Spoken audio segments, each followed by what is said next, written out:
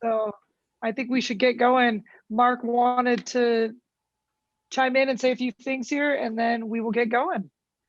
Welcome back from lunch, everybody.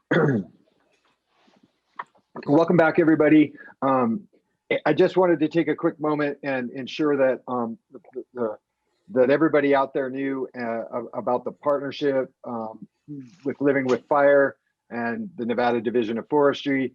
And this virtual conference would not have happened. As y'all can remember, you know, we were going to do a live one just as COVID was kicking off. So I want to extend my personal gratitude and appreciation to Christina Restano and Megan and Jamie at Living with Fire, and then also on behalf of all the partners and agencies involved in the old NNFAC and the new Fire Adapted Nevada. On behalf of all of us, Christina and crew, thank you so much for your your technical expertise and your leadership in terms of pulling this first ever Zoom conference for Fire Adapted Nevada. Hoping that we'll see many more in the years to come, but again, just it's been smooth and effortless, and I think that is in large part to the expertise that your team has come up with in this COVID arena, and you've shown us through this webinar that you're very good at putting these on, and I'm so grateful for it. So thank you guys very much. You've done a stellar job. And also to our speakers, I'm very grateful that you've all been here as well. You're helping us here in Nevada pave the way, ultimately create the roadmap and build that toolbox for a Fire Adapted Nevada. So thank you all very much. Well, thank you, Mark. We also needed you to pull this off also. So it's been fun, and let's go to our last workshop session of the day. So we have today Rebecca Samulski, who is the Executive Director of Fire Adapted Colorado, and she is going to lead us through this afternoon workshop. So I'm not going to take any more of your time, Rebecca. To you. All right, thank you. Can you all see and hear me in the screen? Christina? Yep, all good. Okay, good. Always good to check that before we get going. As the director for Fire Adapted Colorado, I got to do Colorado Wildland Fire Conference just a couple of months ago. And we started in heavy first thing in the morning with our opening session, and I was on a roll. And 5 minutes in, I start seeing all these things pop up that nobody was seeing anything. And we had this video going with a, welcoming ceremony and flag ceremony and everything. So good to check before I get on a roll and make sure that you all can hear and see. So this presentation is going to be on multiplying your wildfire adaptation efforts through neighborhood volunteers, and I hope that it'll be a little bit more of an interactive session with you. I have to apologize deeply, but because the slides here, the Firewise still has communities tagged on it, which is years old, Megan. But Megan Fitzgerald McGowan, who presented to you earlier this morning, she's going to help me out with some examples from some different places across the country as well. And I'm with Fire Adapted Colorado. I'm also acknowledging the Fire Adapted Communities Learning Network, because I wouldn't be connected with these Nevada folks or with all of these opportunities around the country, or have spent so much time trying to figure out why this neighborhood ambassador approach can be successful and how to share that to other places if it wasn't for support from the Fire Adapted Communities Learning Network. Which, as you heard earlier, is also supported by Department of Interior and U.S. Forest Service. I'll give you a little bit of my background in just a second here, but Megan, did you have anything you want to give a shout out hello before we jump into slides? Just a quick hello. I'm happy and excited to be a part of this afternoon workshop, because this morning was a brief overview and I only speak a little bit this afternoon, but this is where the important work is being done with the neighbors and the people connecting, the volunteers connecting with each other. So I look forward to sharing some examples later, and just hope all of you take away a lot from this session, because Mark has said it, everyone said it, no one person can do it alone. It's about people working together. So I hope everyone's ready to learn and come away with some ideas. Thanks, Megan. And this first slide I wanted to show up here, just to show you that Colorado isn't all tall pine forest. This is pinyon juniper woodland, and this is where I grew up. This photo was taken in Mesa Verde National Park in 2002 during the Long Mesa fire. And the house that I grew up in there was one of only a couple structures that burned in that fire. And thanks to a lot of really great mitigation work around the neighborhood, including replacing historic shake shingle roofs with asphalt shingle roofs, most of the homes in that landscape, in that historic national park, were able to be safe during that fire. So that's a little bit of deep-rooted context around me and my background with wildland fire. And at that time, I will say, when the Park Service was recommending that thinning project, I was the 8-year-old who was asking the fire management officer why they were going to be cutting down these 400-year-old juniper trees in our yards and around our homes. And ultimately, a lot of that thinning really gave firefighters the space to make sure that the flaming front didn't make it all the way to those homes. And fast forward a decade after that, and I was working as a coordinator for Firewise of Southwest Colorado, that for the last several years has been Wildfire Adapted Partnership, that covers a 5-county area of Southwest Colorado. So I throw their logo on there and have to give a lot of credit to Wildfire Adapted Partnership, who has really been a leader in community wildfire preparedness, in supporting neighborhood leaders in their part of Southwest Colorado and sharing some of their efforts across the country. And so I have experience going back to 2011, bringing neighborhoods together to really steer their wildfire preparedness work. And did that for a long time. This picture is from the Weber fire and just demonstrates what some of that defensible space work by landowners enabled hotshot crews to be there, enabled firefighters to be able to take a defensible stance. And you will see this over and over again. To me, there is no end goal of fire adapted communities. Michelle pointed that out this morning. I want to keep on that about you, so that people aren't get over that mindset that fire adapted communities is an end goal, and really think about fire adapted communities as something that we're all working on over time. So in this particular case, when this Weber fire, 10,000 acre fire entered this neighborhood, people had done the work and they were able to have much better fire outcomes, no structures lost, safe evacuations, and stop the fire in a place where a few years in advance, they would have never sent fire trucks down the roads because of the efforts that the community engaged in. What I learned from this wildfire was the post-fire impacts. And I really expanded my horizons and my views of what happens on the landscape and what the impacts can be from wildfires beyond just what happens at the residential level because of this fire. And so I went on to help develop a watershed wildfire protection group on a 600,000 plus acre landscape here in Southwest Colorado. And then in 2015, I moved to Fire Adapted Colorado.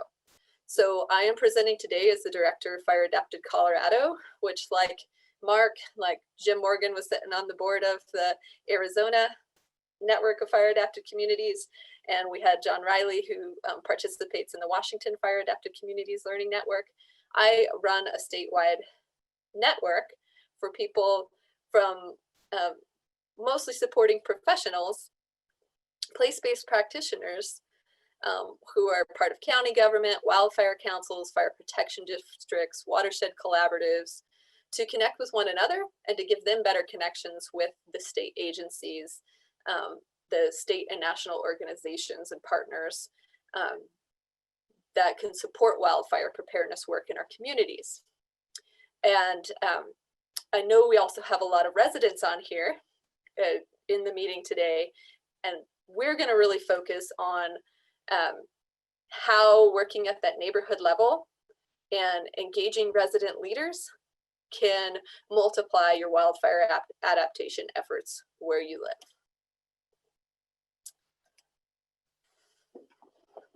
So I'll do a quick little more theory on the neighborhood ambassador approach for you. And we're going to dive in with some examples from around the country of how working at that neighborhood level can really work. And I know a lot of you get this, a lot of you have been doing this for years, and we're going to try to figure out how to make that stronger in your communities and focus in on your communities today. I'm going to give a chance for Christina to share the Living with Fire professional directory that she has in the Living with Fire program space through extension, and to give some opportunities for feedback from you all to improve that program, to improve that directory.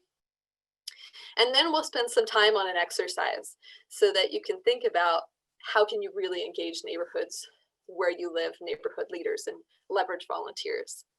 And then I'm just going to wrap up with sharing a few additional tools, seeing what kind of interests there may be in more future in-depth workshop to build out neighborhood volunteer programs in the communities where you live or work.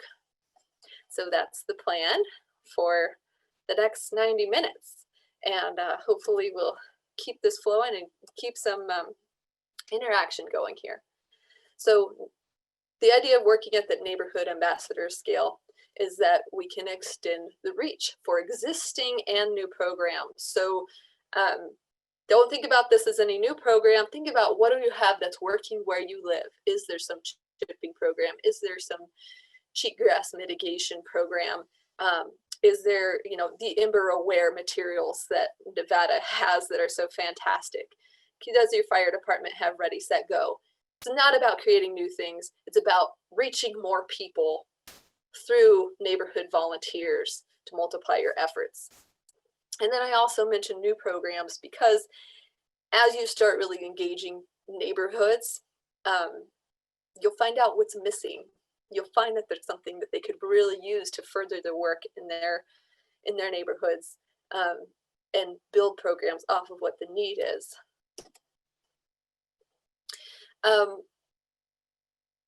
You can start anywhere. These programs grow. Wildfire Adapted Partnership, when they started, there were 11 resident ambassadors back in 2012. Now they have well over 150 in 90 high-risk neighborhoods in Southwest Colorado. They've got a director and 3 coordinators who support that neighborhood level work, plus a ton of partners who all do different things to help bring technical expertise and share workspace and do communications and provide resources on the ground to those groups.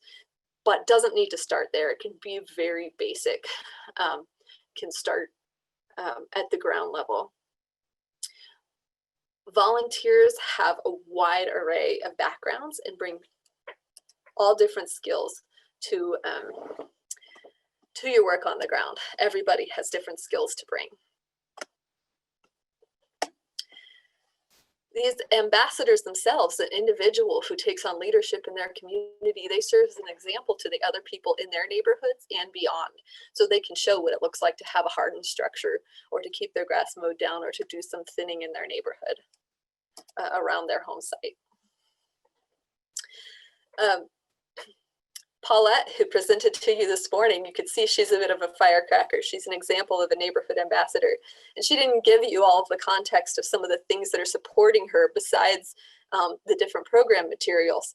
But hopefully I'll get some of that across to you in this conversation. But she is way above and beyond. She also didn't tell you that her husband is now one of the commissioners in the county. And that's why some of this land use planning, looking at codes, WUI codes in the landscape level is happening. That's an extreme example of an ambassador that's growing fire adaptation efforts beyond their own neighborhood.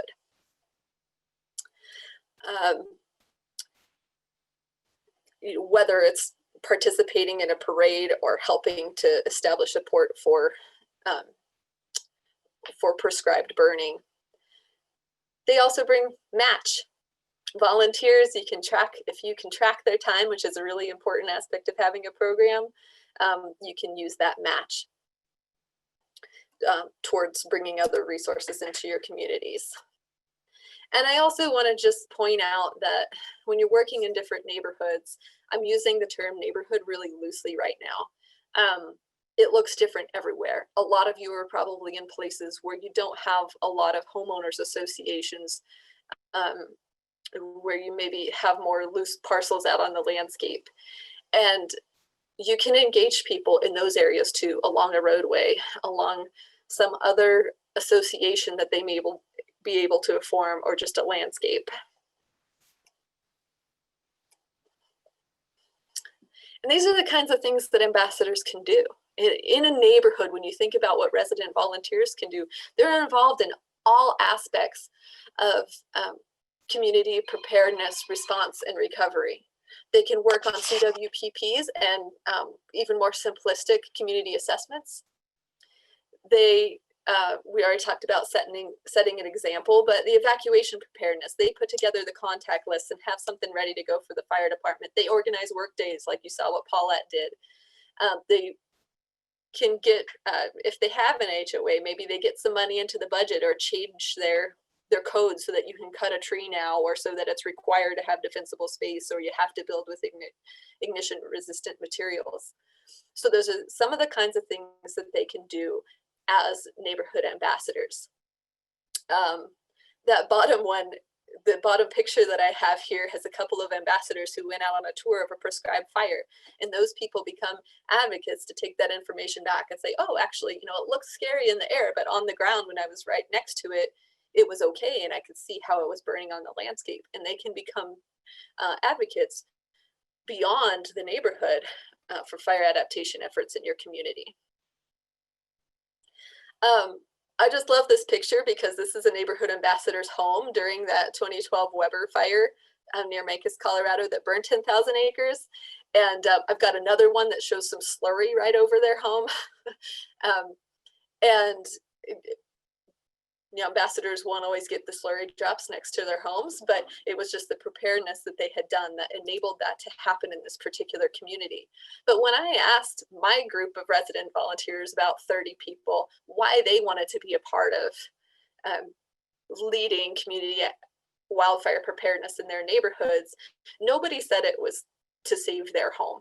And they didn't actually say that it was because they liked hanging out with the other ambassadors either, even though when we'd come into the public library together to have a monthly meeting, they would say, oh, hi, Mr. Ambassador, and greet each other that way. And you know, the social aspect, they got something from it.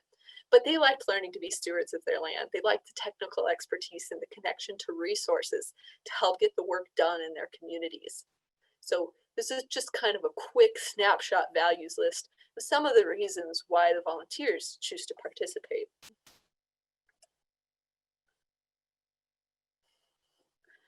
So this probably reflects maybe a third of the group who's on here, some of the residents who are participating today, that you want to prepare your neighborhood for wildfire. You're ready to lead by example. You like the idea of working with your neighbors. You're a people person. You can follow through on plans and projects. And it may be different aspects.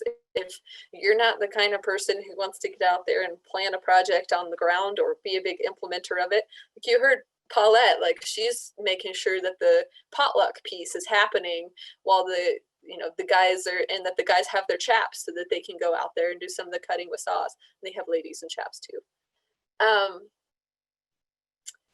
And they also can keep up with their boards if they have an HOA board or a different kind of board. But they don't have to be experts themselves.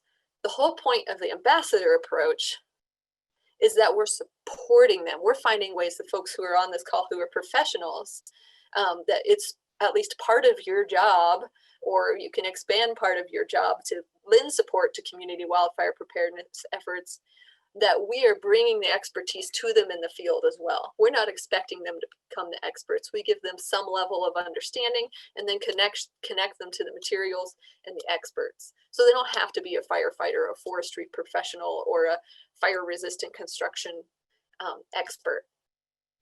They shouldn't be in this alone. They shouldn't only be interested in protecting their own home. So if they're just coming and happens very occasionally, but we have seen volunteers in a couple places across the country where they're concerned about their neighbors not doing anything, even though they've done a ton on their land. And so they want like the hat or something, the badge, to be able to say, hey, neighbors, you got to do something. And it's just not an effective approach. So it's not the kind of folks that you want to look for. And they're also not going to change minds overnight. I heard even earlier in the conversation this afternoon that that concern over how do we reach people? How do we get this work on the ground? Well, know that it does take a lot of patience to do this work in communities, and there isn't an end. There's always something more that you can do. So we're gonna do a few examples here. I'm gonna turn it over to Megan in just a second to talk about a couple of examples from communities she's been engaged in, and then I'll show you a couple other pictures of places that have had successful ambassador approaches. Thank you, Becca. So first, I'm going to start with the idea of kind of the resident-led model. So we're going to get more into like practitioners supporting residents, but sometimes when in an area, there might not be that professional support or even that city engaged, but the residents are really concerned. And specifically in the Firewise USA program, we've seen this grassroots effort really grow in California. And one area I wanted to highlight is Orinda. So between 2019 and 2020, they've had 14 new Firewise communities come on board, and it's all being led by the residents. They're working with each other, and they have 8 more pending in the portal. But they had this call to action from the wildfires they'd seen. There wasn't anyone else telling them what to do or giving them support, but they knew they needed to take action.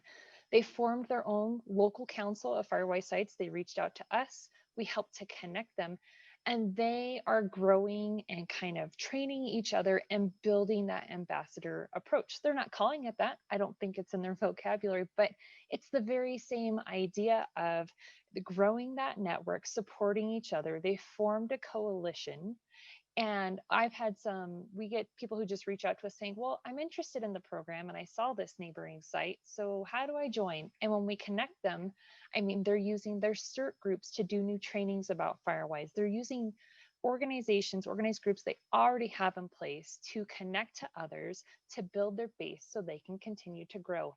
And because of their action, the city is now paying attention to what they're doing and saying, oh, our residents want us to help address the wildfire problem in our area. So this is an example of that resident-led model, people connecting. And from a practitioner standpoint, if you have a group like this and you see that they are engaged, even if you only have a little bit of time, give it to them, because they are going to help your efforts grow and multiply, and they're going to be really supportive when you need them to do things for you.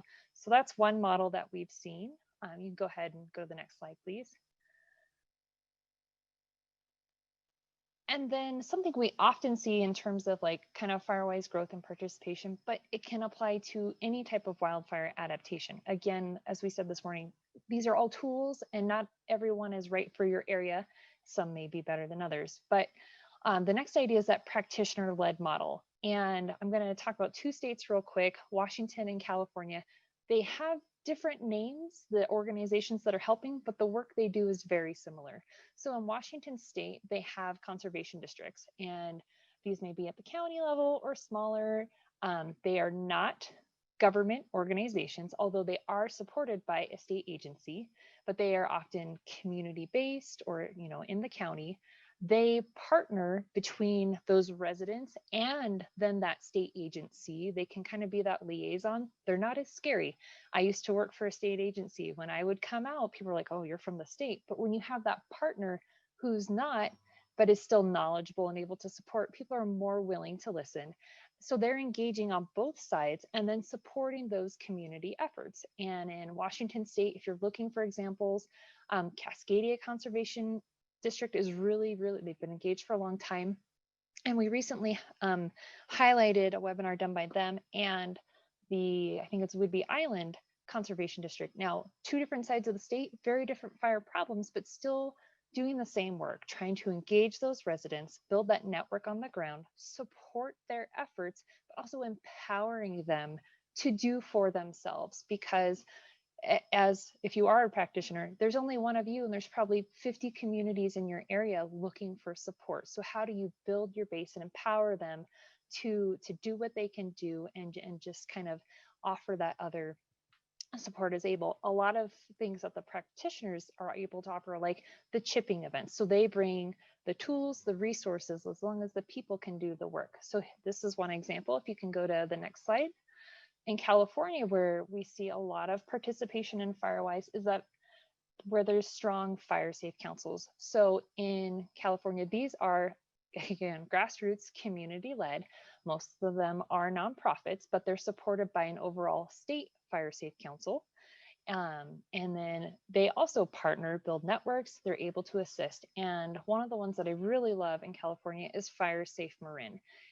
They have an excellent website, but it's that same thing. They are engaging communities, helping to identify those strong leads, those volunteers, supporting them through webinars, through email, through communication, sharing resources, empowering them to do for themselves, but also being there when they need them. So they also have a chipper program that they offer to their Firewise sites, but I think to others as well. So, while I run Firewise, it's again a tool, because the end result is we want to see action on the ground. So it's whatever program can help you, but these are just some examples to keep in mind. We see a lot of growth when there is that collaboration between practitioners and residents, and supporting them, helping them grow, empowering them to do on their own. I don't think I have much else around those, Becca, but anything else you want me to touch on with those models?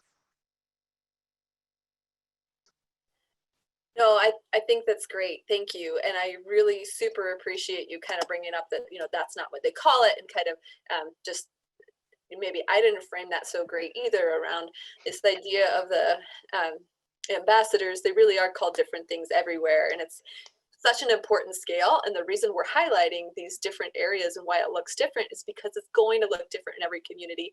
It should look different in every community. It should focus on the strengths of the place where you are, what your particular landscape is socially, as well as with the fires and how work gets done on the ground. This example that I wanted to share from the Teton Area Wildfire Protection Coalition, they did actually find out about this idea of an ambassador approach with support and ideas from Wildfire Adapted Partnership in Southwest Colorado. And they had a pretty good professional wildfire coalition going. There were a few residents who were kind of engaged in that group who had started Firewise USA sites, who were engaging in their neighborhoods. And they decided that their education and outreach committee would be a good way to support and mobilize the neighborhoods around wildfire safety. So they call them neighborhood wildfire safety ambassadors. Doesn't really matter what they're called. It's just that idea of that community leader. And what's unique about this approach, I thought, was that they weren't able to come up with one point of contact. Like Megan was saying, it's hard in some communities to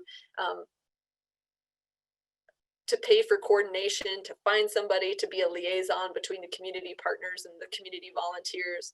In this case, they decided their whole education and outreach committee was going to do that together. Now, that's worked to some degree, but they are also finding that they really do need to take that next step and commit to having that point of contact. But I thought that was a pretty cool example. Wildfire Adapted Partnership in Southwest Colorado, they've kind of dialed in what are some of these different things that make the program successful. Having the coordination, having really strong partner support. We'll dive into these enabling conditions a little bit more in a few minutes. This picture is from obviously they were clearing lines for this power line, and you can see another power line off to what happens to be the east, and there's the strip between the power lines that was not within the right-of-ways. And this neighborhood, which is a self-defined neighborhood, meaning that they don't have any HOAs or any specific boundaries other than deciding, hey, this landscape makes sense to work on wildfire together around, let's reach out to everybody along these roads and canyons. He said, we should do something to address that strip in between and see if we can turn that power line corridor into more of a fuel break. And then they invited everybody out for a hayride to look at some of the work after it was done. And this picture was before all the work was done, but they were able to get the power companies to do additional work along those right-of-ways and through some canyon areas that otherwise the power companies would have ignored, but were critical for reducing fire spread. Told you a couple examples of places where it made a difference with the fire. And so I'm just gonna, Deer Valley Estates was a neighborhood where they put wildfire, prescribed fire into their CWPP as something that could be a future opportunity. And finally, just a couple of years ago, when the Forest Service was burning on adjacent land, they were able to come all the way into some of those homes and burn from there. And the residents were prepared and knew what to expect and had done all the mitigation around their homes. And so I just want to give you a picture of kind of to the extreme of how far you can go with resident engagement to really get the landscape preparedness that you want to have on the ground to enable that fire to be back in the landscape. There was also a quick question as to whether there's CERT active in the area. Did I stop share? Okay. No, I'm seeing it. Okay. I'm wondering Yeah, if yeah. I don't have pics for all of these, but I'm going to show just a really quick video clip. Did you want to ask something else, Christina? No, all good. Okay. I'm just going to show a couple of minutes of this, and don't worry, we will cruise through and catch up. I did front load some of these slides. It was a typical weekday morning, and we got a call that there was a brush fire that had started. You know, at first we could see this plume of smoke. It seemed like it was quite a ways away, and I thought, well, it'll never get here, you know. In the first 5 minutes, it went from being a start to almost 5 acres, and in the next 5 minutes, they were calling it maybe 25 acres. So it was spreading incredibly rapidly. And we went on pre-vac, and we saw it approach closer and closer, you know, and it's still quite a ways away, you know. I thought they'll stop it before it gets here, not realizing how intense it was.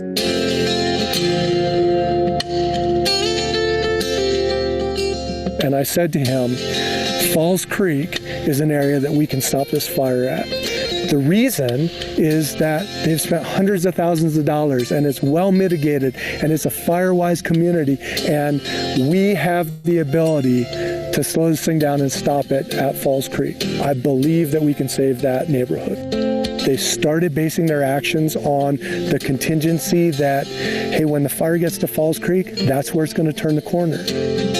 This neighborhood has committed for the last 10 plus years to reducing their wildfire risk, and they've really taken ownership of the fact that they live in an area that's prone to wildfires. They've decided that they're going to take responsibility for their land and reducing that wildfire risk to give these firefighters a chance when they come into this community.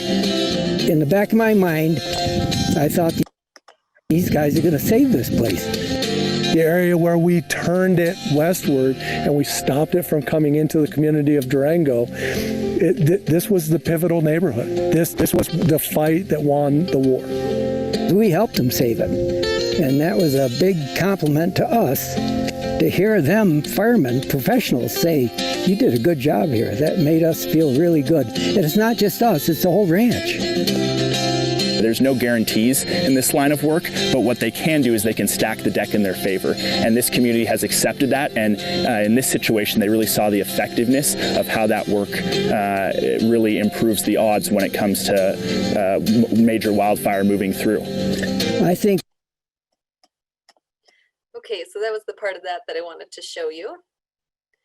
And just great poignant example from Falls Creek Ranch of the impacts when a fire actually comes into the community after a community has done a significant amount of work. So never an endpoint of being a fire adapted community, but certainly a huge example of success of showing that you've made some fire adapted strides in your neighborhood when a fire can actually come through and the outcome has changed in your neighborhood.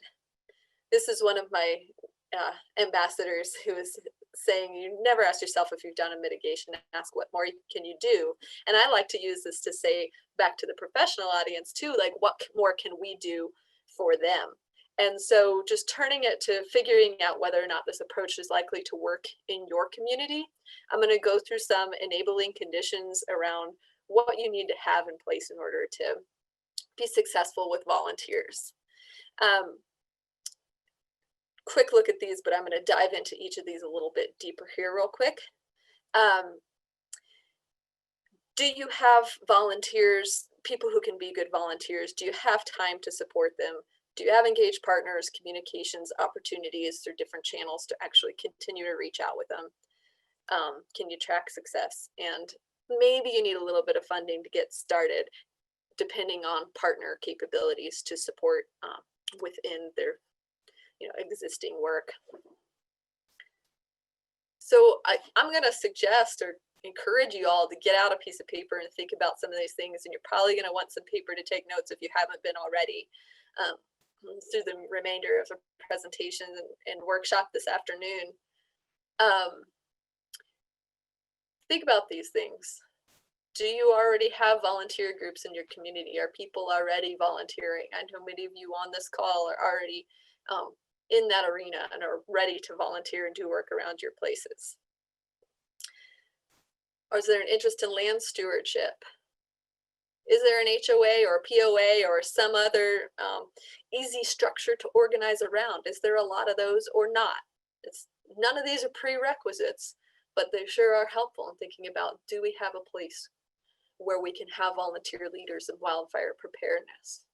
Have people been engaged in fires? Have there been any recent fires that will maybe spark that engagement? And I'm not going to be able to get into all of that today, but that can be obviously really helpful time to capture people's interest. Coordination. This is something that I have found in working with dozens now of different professionals around the country trying to get this going.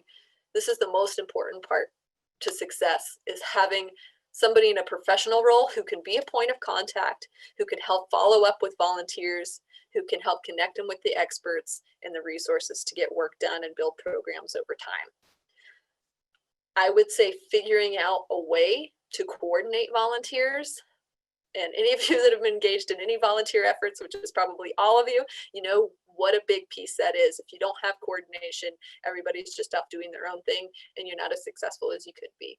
So here's just a few examples of what the difference is, what a coordinator might do versus the volunteer ambassador in neighborhood work. So just be thinking, do I have somebody? Could I be that? If I'm in a professional role, could I coordinate volunteers? Instead of going out to 50 different neighborhoods and doing these assessments, could I give them the information all in one place that they can take back out and use in their neighborhoods? Having partners who are engaged, there's all kinds of ways that partners support this work. Everybody's got a different role. You've got your forestry agencies, you've got your weeds program managers, you've got builders, you've got your health departments, that full gamut of people that Michelle put up there this morning, and that is represented here by the people who are participating today. You all have something to offer to neighborhood wildfire preparedness. And so, do you have partners that would be on board with developing a really supported neighborhood ambassador approach and neighborhood volunteer wildfire preparedness approach, whatever you want to call it in Nevada, and frame it around, or in your part of Nevada?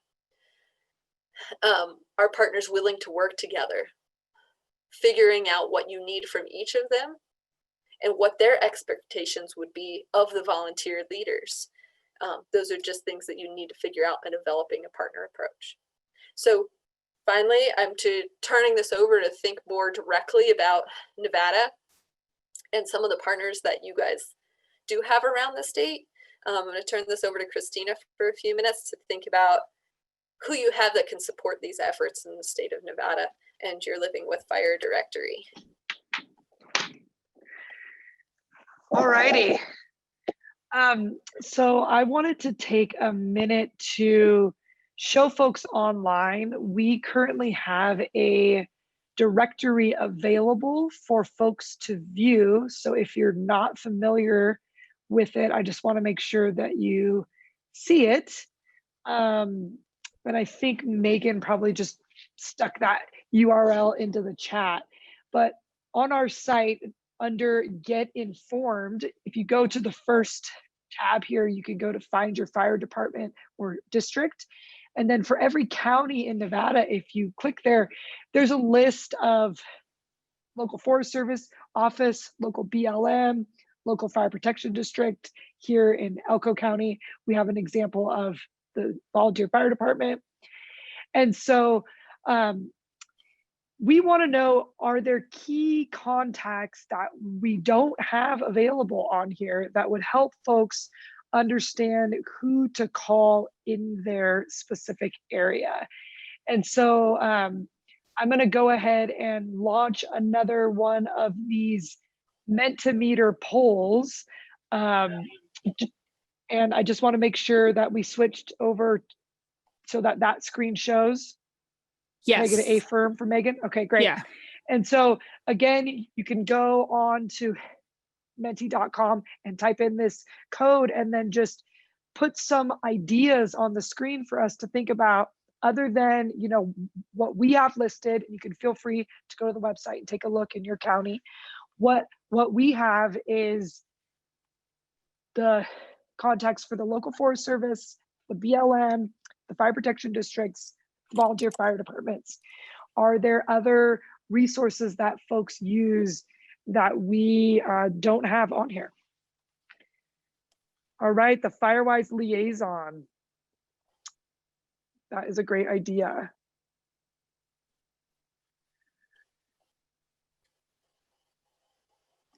Anything else popping up here?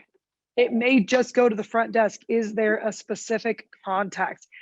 I've wondered that too, of, you know, one thing that we worry about is that that contact tends to change, but maybe we can work with those local offices to make sure that there's specific contacts that we can list for folks to go find. Utility companies, that's a great idea. Animal resources, another good one. Next question, please. This is the only question. Aerial mapping, that's an interesting one. State agency rep for the local area. So who is the state forester in that area for NDF? What services each group offers? Fire Prevention Association of Nevada, that's a really good one. As far as the funding resources, we tend to leave that to our partners at the Nevada Division of Forestry, but they certainly have links on their website for opportunities for funding resources for folks.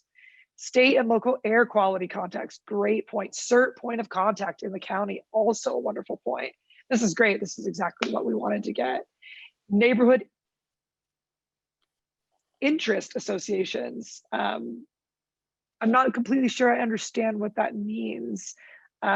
Maybe if whoever wrote that, that could be clarified in the chat. Or I don't recall if I allowed folks to enter more than one on this one. All right, I will let folks, I'm not going to close this slide so folks can continue to add stuff. Education of county commissioners. Oh, that's a thing that needs to be done. Agreed.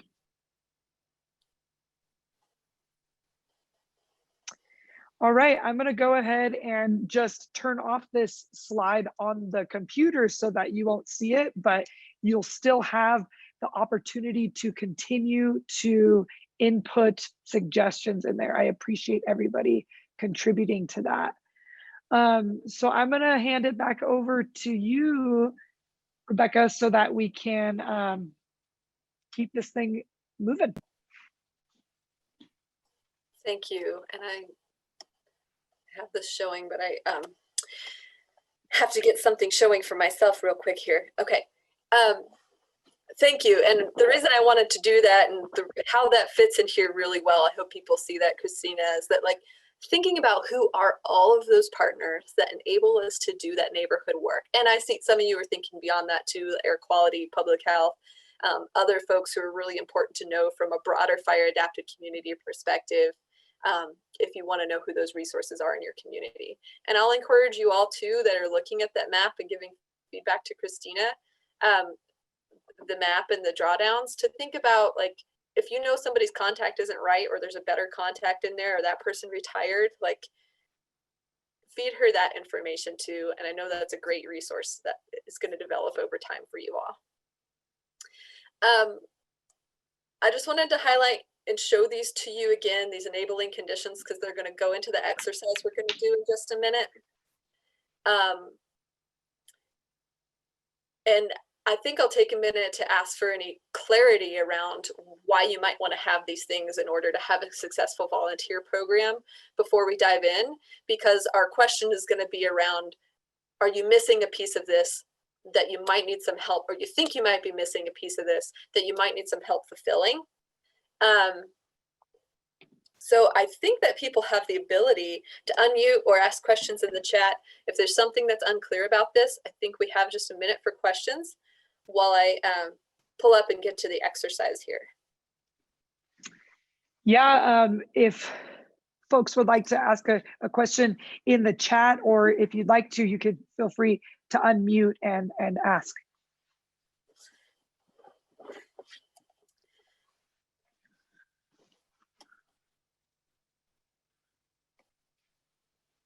Trying to see them. All right, I feel like we're just so clear with everything we're describing that everyone's just getting it. Well, maybe I can make it less clear. Maybe we'll see if we can get to Crystal on this one. That's my hope. So I'm going to do this hopefully really fun activity with you all. And like I said, I would like to frame it about thinking about engaging residents, finding volunteer leaders that can spearhead wildfire preparedness where you live and supporting their programs. I want to frame it around you thinking about that. And however, I know that looks different for everyone, and maybe that's not your biggest problem. So we're going to have some opportunity to consult with other people who are on the call. We're going to do some breakout groups. You're going to be in a group of 3. I really want you to put down whatever you might be multitasking on and join and participate in this group for the next 20 minutes. So that you can be an active listener and support and get some really good feedback from others. So the question while we're getting this set up and getting you split out into breakout rooms is there one of these enabling conditions where you work or live that you're not sure if you meet? What's your local challenge with this condition, and what do you need help from for your consultants? So as an example, if I'm a homeowner, I might recognize I have a lot of seasonal residents in my neighborhood and in my region. But then there's other people like me who live here year round, and we want to do something for our neighborhood that we live in. We're concerned about the threat of wildfire. We know that that's a problem, and I need some strategies to build momentum and to work in a community that's got so many seasonal residents. So that's my ask to my partners. Is that clear, Christina, what I need help from you on? Yep, it is. Okay, so then what we would do if I present that as my challenge to you and Megan. Megan, you want to turn your video on? We'll do just a super quick intro here. Okay. Was that clear? You got anything else you need to know about my problem in Podunk, Colorado? Well, the first thing that I would say is remind me of what the enabling conditions are. Yeah, so I'm gonna actually just pop back up to that slide if it'll let me. So I have it. I take that back. I added another one in so that you guys could see that. No, I didn't. That's different. Don't get distracted by that. There we are. Okay. Yep. Materials. Communications, tracking, engaging partners, coordinating. Yep. And just in all this discussion, is there anything that came up that really you're like, don't know if that would work. We really need to hit this on the ground. And I'm also going to give you guys the leverage that if you have another challenge in your area with your professional work or your neighborhood, it's okay to ask something different. But here's the enabling conditions: volunteerism, coordination, partners, communications. Can you track success? I didn't talk about that, but that would be like, do you even have a way to track volunteer hours or to know if work is getting done on the ground? Because otherwise, why and how is anybody going to support this program or this approach in your community if you don't have a way to follow that? So just to clarify that one a little bit for you all. So then what we're going to do in this exercise is you guys are all going to take a minute to write down what your challenge is. So I just gave you a challenge that's really around volunteers. I'm not sure if we have the volunteers because we got so many seasonal residents. Or maybe I work for a fire department. So Christina and Megan, you guys are my partners. We're all going to turn on our cameras together. We can all do audio when we're in our group together. And I'm like, look, I work for the volunteer department and we have a huge need for residents to do work. They're just not doing enough. There's all kinds of little fires that threaten 1 or 2 homes here or there, but we haven't had anything big in a while. People move here and they think we've just got brush here in this part of Nevada. And so wildfires aren't a concern. But the fires here are really dangerous. They move really fast. We've got cheatgrass that's totally changed the way these landscapes burn. And I need ideas for how to inspire my residents to thin the brush and mow the cheatgrass around their homes and along the roads. And as a volunteer department, I just don't have time or paid staff that can cheerlead this work for the residents. So then I would say, make sure that's clear. Take just a minute to get that clear in your group. It's a lot of instruction, but we will feed it to you in sound bites. So then Rebecca, is as a listener in the group, then would I be like reflecting that back to you? Just make sure you're clear on the question. So you get across what your challenge is and what help you need from the group. So my understanding is your problem in your community is getting a workforce of volunteers together to accomplish any number of projects that you want to have happen. And then I would say, okay, so I understand what your problem is.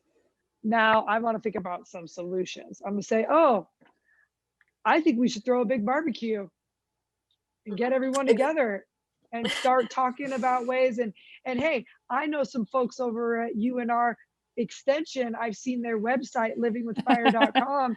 I'm going to email Jamie Royce Gomes and see if I can get some publications from them to bring to the community, and we could pass them out at the barbecue. Yes.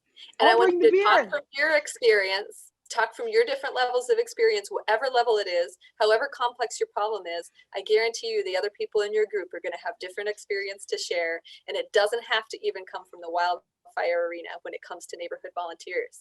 So whatever comes to mind is really good. Now, when you go and your group is consulting for you, I am going to, like I suggested, if you're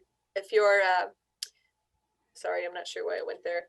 If your video is slow, if it's slowing you down, you don't have to use the video in your groups, or if you don't have a good camera or don't have a camera, that's fine to use just audio.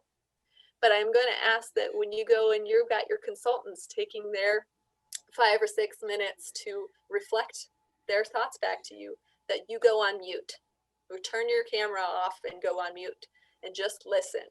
Don't try to interject. Don't say that won't work. Just let them give feedback on your problem. Then you can come back on for a minute or two. We'll drop these instructions in the chats for you. You can come back on and say, thank you, I got this out of that, or I don't know if that'll work, but thanks for your time. And then move on to the next person, so that you each get a chance to get a consultation here. And hopefully a lot of that's around how to engage volunteers and filling your gaps in the conditions for supporting a volunteer program where you live. But if it's something else with wildfire preparedness, that's great too. Cool. And then just as a observer, I think it might be handy to have people assign, because we're going to be giving instructions as first person talk, second person talk, third person talk. Maybe they need to, within their group, designate who's 1, 2, and 3 so that we make sure everyone gets a turn. Does that make sense? Yeah, thanks, Megan. I'm really sorry that I keep going off the slide. I've got like too many little pieces up to be able to see and share that with you. But That's exactly right. So make sure everyone's clear on the question. We'll go through, I'll tell you these steps one more time to try to make it so clear. No, not for everybody. Thank you. Make sure that you're clear on what their issue is and what they want from you. Decide what order you want to go in as a team. Everybody turn your cameras and audio on if you can, if it works with your bandwidth and your little group of 3.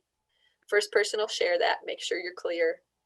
And once you get clarity, then that person should go mute and turn their camera off. But yeah, decide what order you want to go in. When you get in as a team, you can say hello, figure out where each other are from, take a minute to do that. So we're going to have a minute right now for Megan to split you out into groups. And during that time, while she's getting that all set up too, you can answer this question that's up on the screen, or answer, come up with what your problem is when you get into the group. Hi there, welcome back. Sorry for folks who weren't able to enter rooms, or maybe had smaller numbers. We kind of did what we could. Hopefully you were able to get something out of that. And if not, Rebecca will hopefully, add to it. Yeah, I will go ahead and ask that of the group. And some of you, hopefully that was nice, a little change of pace for the day to take a little bit more informal and get to talk with other people who were in the workshop with you today. I wish we could have done that earlier as well. And thank you, Megan, for making the breakout rooms work as well as they would, as far as people jumping into them. And I just want to ask, it's great to finally see some faces instead of seeing my own and just the hosts here. And I know bandwidth doesn't work for everybody everywhere.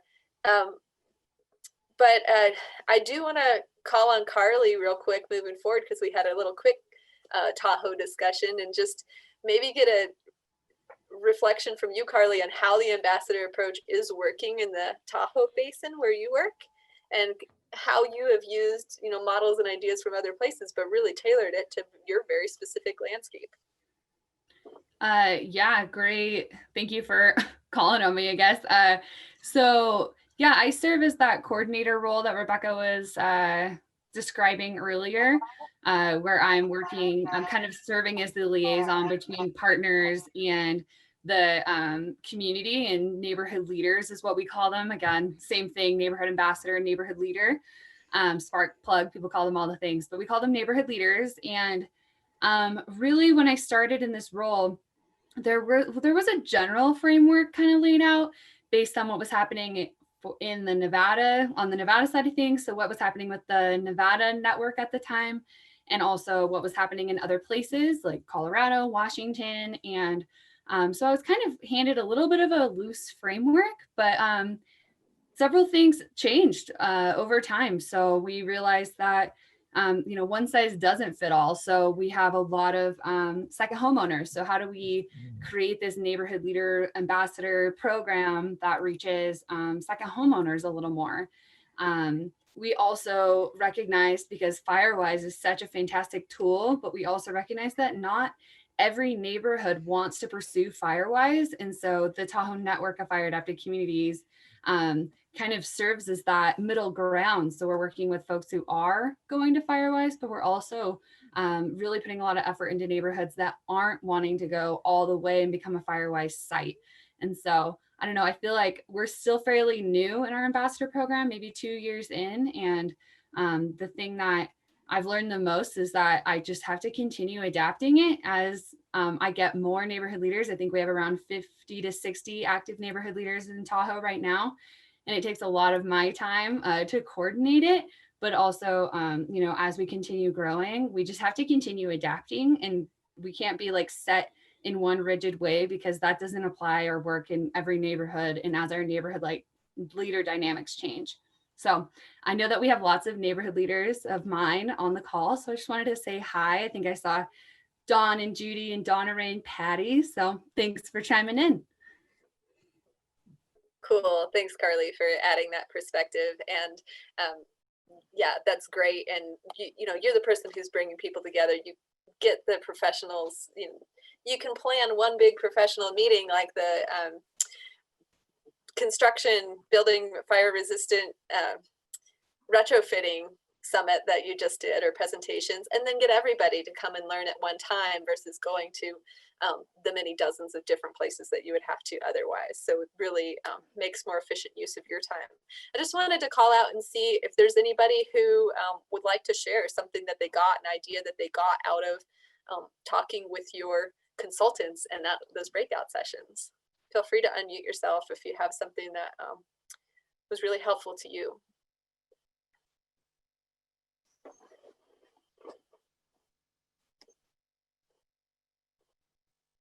I'm gonna go ahead and volunteer some people from the chat. And you guys don't have to talk if you want. I could just but Jocelyn, she was just messaging about she wasn't able to join one of the rooms, but she was interested in strategies to get cooperation and education to about education around target shooting in her community. So I don't know if we wanted to, if she is willing to elaborate on that. If not, then maybe we could just go from there. It sounds like maybe it's a specific prevention issue. Yeah, exactly. And I would say to contact the U.S. Forest Service prevention officers. So I'm going to volunteer, Jen Diamond, who I was just in my group with. She leads the prevention effort in Nevada for the Humboldt-Toyabe, and they put out a lot of information every year, flyers and brochures and things like that. And she and that team certainly create some content about target shooting. So I think that the resources out there do exist, and so I would suggest that you contact us after the fact and send us an email, and we can connect you with the folks that can give you the resources you need.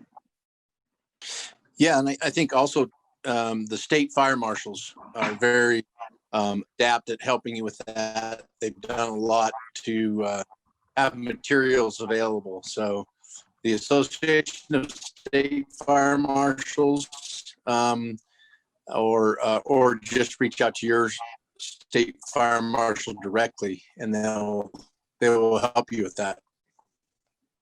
Yeah, I'd have to back Eric up. You were a little bit garbled there. No fault of yours, just the connection. But the state fire marshal, we have a new state fire marshal, and Chief Mike Dizak, and he's very, very wanting to be involved and supportive. He's part of our Fire Adapted Nevada multi-agency coordinating group, and very much so. If you're looking for fire prevention materials that are further away from the Humboldt-Toyabe, you might also consider the State Fire Marshal's office. Thanks, Eric. So I hope that was a really valuable exercise for some of you, for those of you who got to participate in it. I know there was a lot of time on instruction, and then sometimes that just all goes out the window when you get into a group and you're having a good discussion. But I'm glad that there was a little bit of room for that on this afternoon. And I just want to say, like, for Mark and for the whole crew going forward, that's what I strive for with Fire Adapted Colorado, with the idea of that network, is like, you guys are it. You all and the things that you want to do together are so valuable, from you residents who are joining today and who are getting ideas to professionals who have been doing this for decades. So kudos to you all for your work. I am going to go ahead and share screen back, but please share in chats anything that came out of that for you if you would like to, or say thanks to your team members for whatever they solved or helped you figure out. I'll just add, there was one more question in the chat. It says, 2 weeks ago we had to evacuate because of the Pine Haven fire in Reno. What resources help in the city? I'm not quite sure. Are you talking about educational resources, or but that was a comment that came up. This is Jerry Wager. I made the comment. Yep. Go ahead, Okay. Jerry. We live on a ravine in South Reno. It was only as a result of the heroic efforts of the firefighters that literally stopped this fire at the doorstep of a half a dozen different neighborhoods. We did lose some homes. We live on a ravine, and South Reno is crisscrossed by a lot of these ravines, and tremendous amount of debris builds up in these and over the years. And I'm wondering if neighborhood groups couldn't be formed in a city situation to help remove some debris, thin out some of the brush and that type of thing, and generally try to reduce the amount of fire danger in areas like this. Yeah, totally. There's nothing, and I've heard some of the groups that are trying to get that approach going, like Ashland is a good example, Ashland, Oregon. They're calling them like block ambassadors or something like that to just, and so maybe it's a specific set of streets around a particular ravine. And usually it's not too hard to pull from assessor's data, pull addresses up and send out an invite to people, even though there may not be any HOA there or anything like that. Say, hey, fire department, can you help us get some postcards out, have a potluck, or however you may do that in the COVID environment this year, depending what things are looking like this spring when the weather gets nice for those. So yeah, definitely an opportunity. This, you make it fit your landscape and the resources that are practical where you live. Something to add, Mark? Yeah, and Jerry, Mark Titus here. Just also be aware two things. All of the stuff that Jack Cohen talked about this morning applies in the city or not, right? So it's really about creating, structural ignition resistance for the structures. But I do want to say that I've been working with Chief, the Reno Fire Chief and the Truckee Meadows Fire Chief. They are partnering. They are strengthening their relationships, and that particular fire helped that because it was a mutual aid kind of situation. And so what I would suggest is reaching out to, depending on the jurisdiction that you're in, whether it's Reno or Truckee Meadow Fires, just reach out to the fire department and maybe talk to their prevention officer and bring that to their attention. And if you or someone like yourself wishes to lead a community effort, and I can say this into the entirety of Becca's presentation, if you're contacting a fire department resource or the Forest Service or the BLM or me here at NDF, what have you, and you're saying, hey, I want to help, and this is how I can help, that's an enormous, awesome, right? Because there's only so much each of these agencies can do. They're only staffed to a certain level. And so if you're interested in leading an effort, then again, this is a perfect and prime example of, kind of raising the hand, talking with the fire department, and then all of a sudden they're supporting you and your community efforts rather than the expectation from a community member of the fire department to come and solve this problem. I hope I expressed that. Yeah, right? It seems logical to go to the fire department, but I notice nobody talks about contacting city council members that represent the area and working directly with the city that has a lot of resources. Why isn't that brought up? Yeah, cities often. Sorry, I do want to wrap this up. I only got like 5 more minutes before you do the overall wrap up. So those are really great questions, and it takes everybody. So that's a very specific case. Oftentimes, I don't know if Reno is this case, but sometimes fire departments are actually a division of the city, in which case being like, hey, we need the wildland support is important. Boise, Idaho is a great example where I think they've figured out supporting their city fire department. Austin, Texas, the same way. Where they have city fire departments that know they have a wildland issue within their city boundaries, and they're doing things to address it. And sometimes it takes getting the buy-in of city council to fund that wildland position and the support for it. So whatever connections you have, all of those partnerships are great.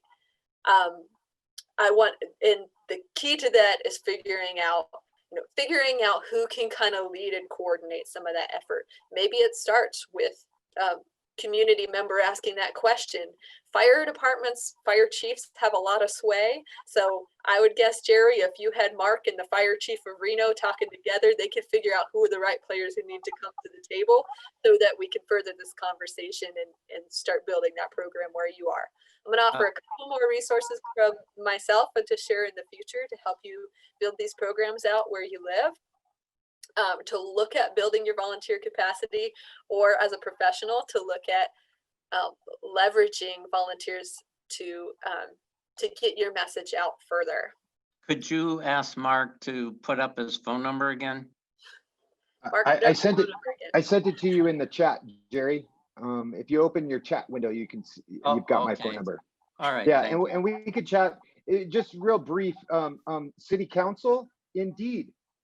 But city council listens to constituents primarily. You being a constituent, if you bring a group of people or yourself to a council meeting and highlight this problem, then they will become aware of it. Most of the time, inside the city limits, people aren't considering these, what quote wildland issues. But the city of Reno definitely has a lot of what we call occluded wildlands, and so. That's all I'll say about it. So Becca can finish up, but Jerry, go ahead and feel free to give me a call next week.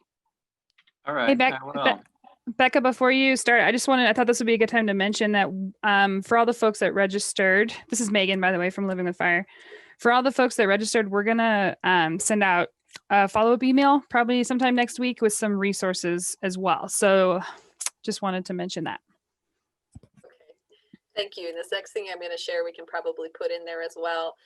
I do appreciate the questions, Michael. I saw your question about agencies better coordinating with neighborhoods. And we have a Fire Adapted Communities Ambassador Guide that really outlines the approach more that I will share with you, Megan, to be able to share out with people as a resource.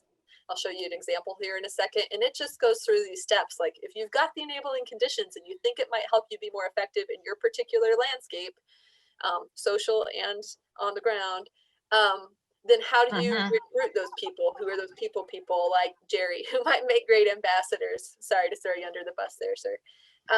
Training, how are you going to give them the upfront training and the ongoing education that they need to be successful in talking about wildfire with their neighborhoods, or connecting them with the right programs or support partners in your area? How are you going to communicate with them on an ongoing basis? Do you have to call everybody? Is it an email list? Do you have a social media group? What is that going to be for communications? Do you have regular meetings where they all get to come together, which I highly recommend, to share stuff with each other and hear from professionals? And that creates the valuable connections between those residents and between those partners in the community.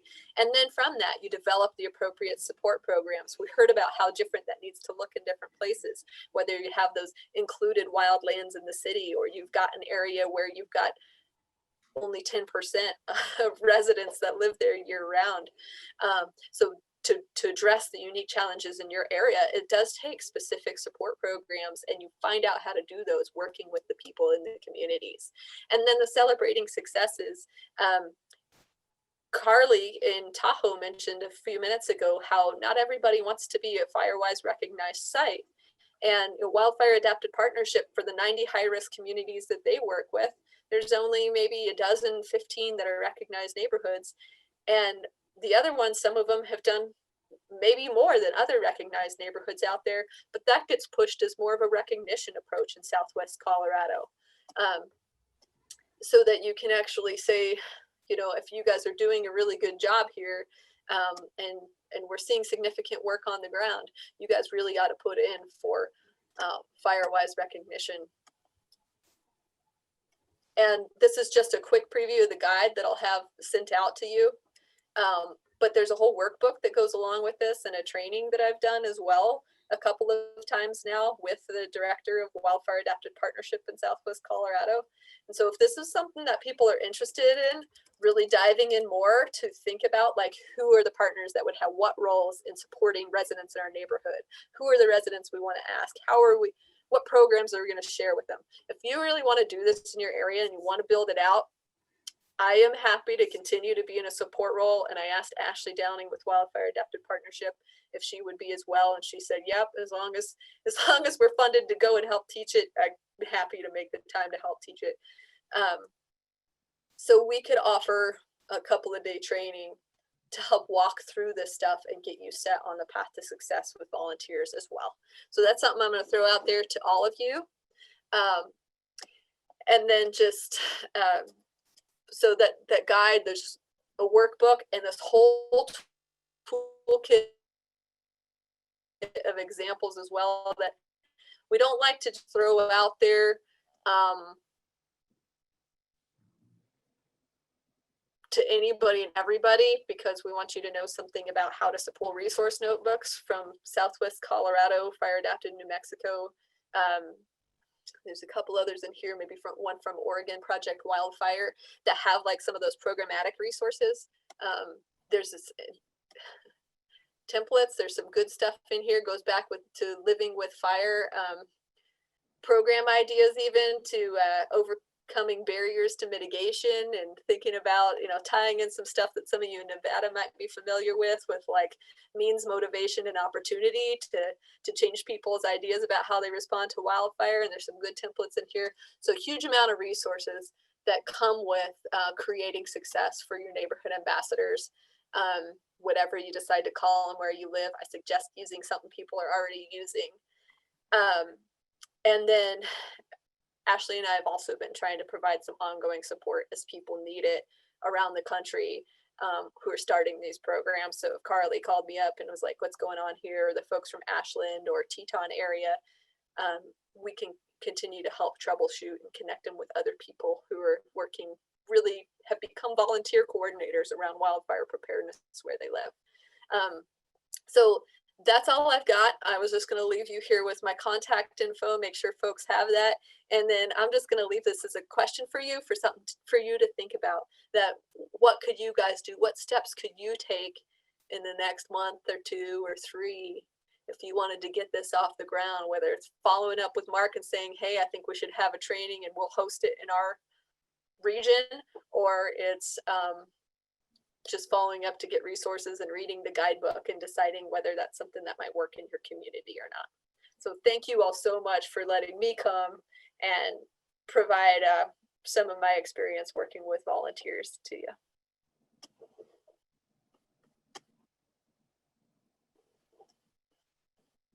That was so great, Becca. Thank you so much. I just have some more interactive polls that I want to do just to get some information and stuff from folks about how the day went. And I'll just introduce those, and then I'll let you get the last word, Mark, after I get these launched. Okay. Yep, go ahead, Mark. Oh, okay, cool. And so while I'm just closing this out, we just got a few more minutes. What resources? Excellent. So we've got, let's see, is my video going? Gotcha. All right, so this is the closing, the closing moment, and I hope, truly hope that today was inspiring for everybody on that participated. And I want to emphasize that what we did today was really, again, create a roadmap, towards a fire adapted Nevada. And it was said a number of times today by almost all of the presenters that becoming fire adapted is not ultimately an end state. It's a goal.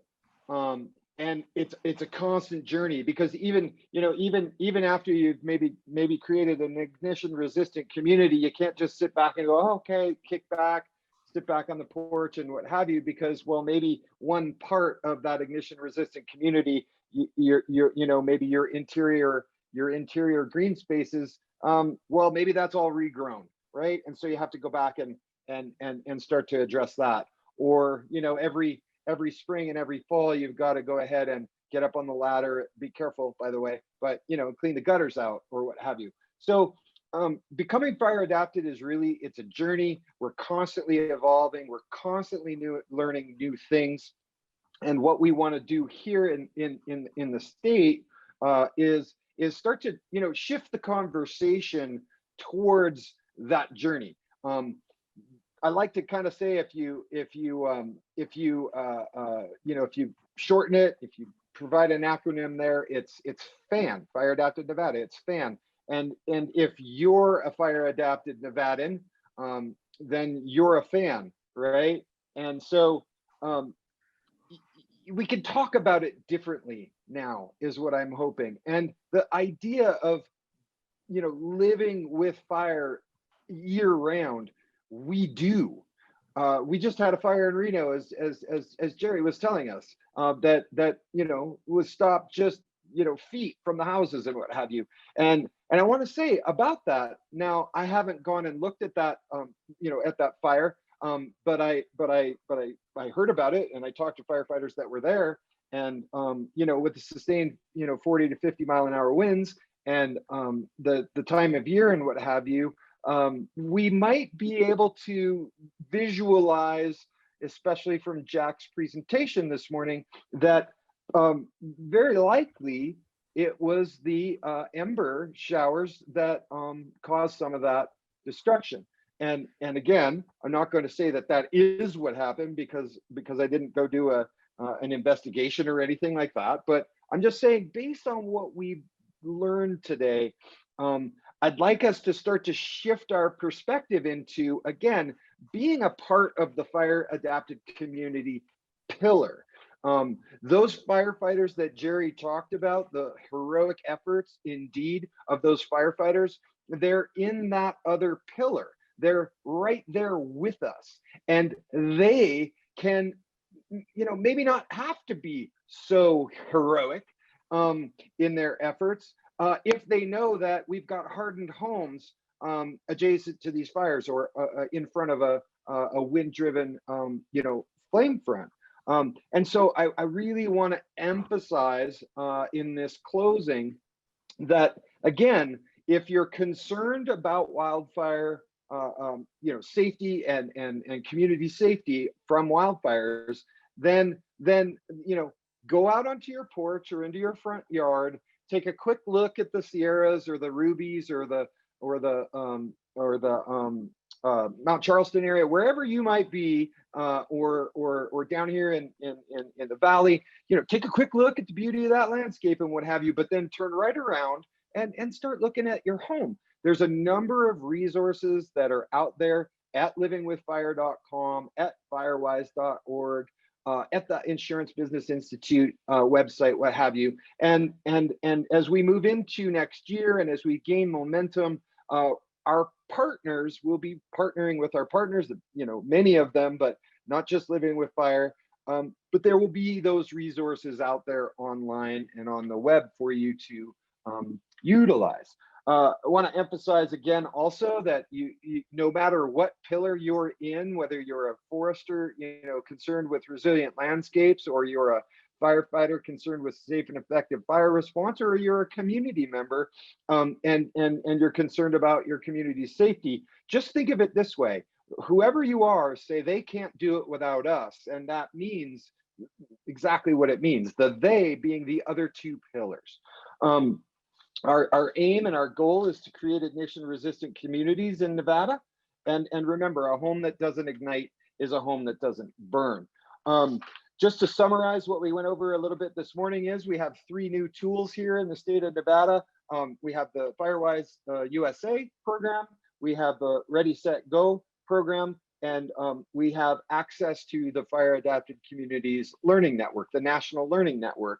And I want to say that as we get into next year and as, again, continue to gain momentum, we will be determining how best to create a Nevada network of practitioners and community leaders, all the people that are working on addressing these issues, and bringing them together through forums like this so that we can truly move the needle, so that we can choose things that we want to address together, and then move forward together to move that needle. and here in the state, much like Jerry mentioned, you know, city councils, community councils, county commissioners, all the way up to the state legislature, it takes all of us to get their attention, those people that we want to get their attention, because those people are here to help us, and helping us means being aware of this problem,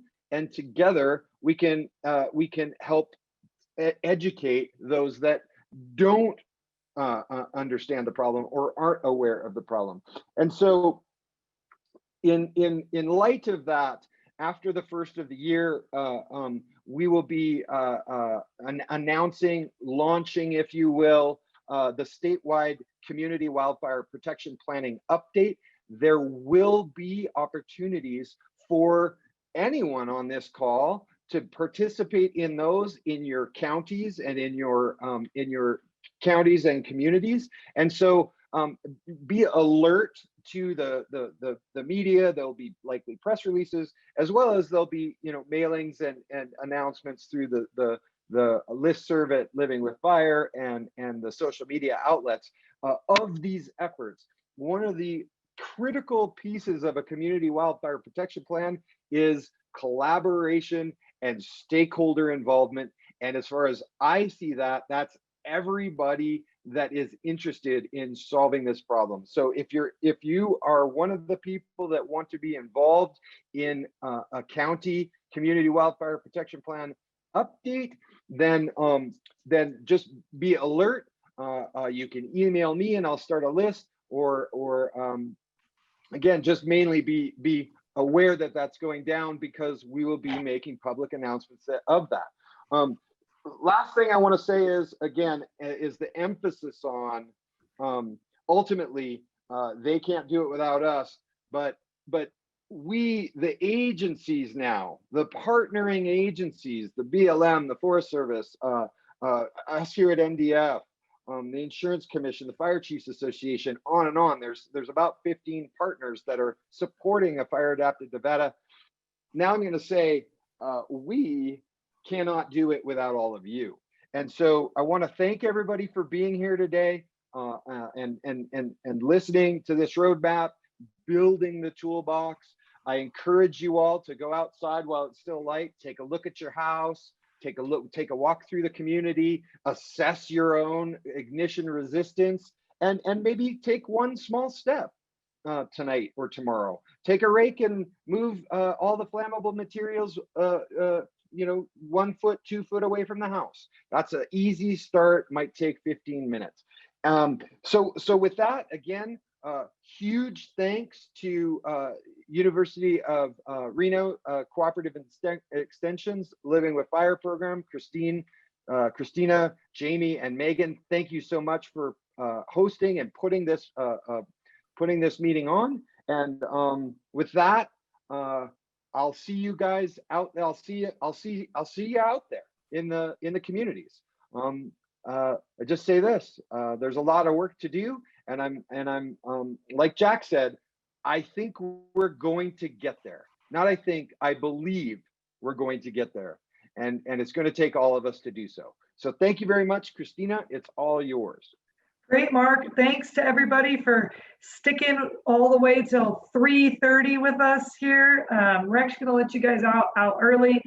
I just want to remind folks, we have a variety of educational materials and more that are on the way on our website, livingwithfire.com. Also, if you follow us on Instagram, Twitter, and Facebook, we have a variety of events that occur all through the year, and we advertise those both on the website and on the social media and on the listserv, which you could go to the website on the front page of the Living with Fire website. If you scroll down to the bottom, you will see a little button to push to join that listserv, and then you'll get emails about these events, new publications, and all of that. So again, I would love to thank Mark for partnering with us to put this event on, and all the folks at the Nevada Division of Forestry for their support for Fire Adapted Nevada. And then of course, Jamie and and Megan, who are the staff for Living with Fire, who really make the wheels turn for the program to get this stuff done. And then of course to Becca, Michelle, Jen, and Megan from NFPA for their support today. So with that, I will say thank you all, and we will catch you next time. And I think you can end the meeting, Megan.